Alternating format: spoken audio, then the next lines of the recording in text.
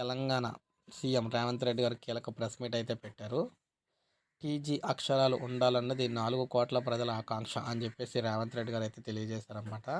ఈయనేం చెప్తున్నారంటే తెలంగాణ తల్లి విగ్రహ రూపం రాష్ట్ర చిహ్నంలో మార్పులు అయితే చేస్తున్నారు.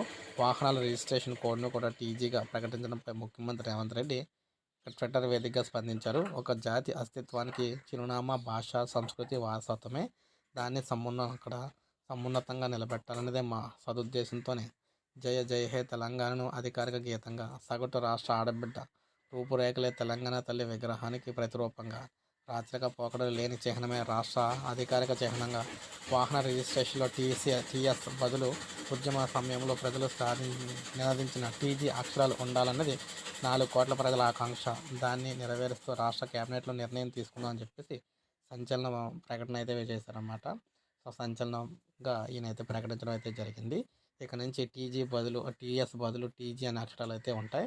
ఇక తెలంగాణ సాంగ్ మనం చూసుకున్నట్లయితే జై హో తెలంగాణ అనేది అధికారిక గీతంగా పెట్టారు. సో ఇది మనకి లేటెస్ట్ అప్డేట్. ఒక లైక్ చేయండి, సబ్స్క్రైబ్ చేసుకోకపోతే మన ఛానల్ సబ్స్క్రైబ్ చేసుకొని ఫాలో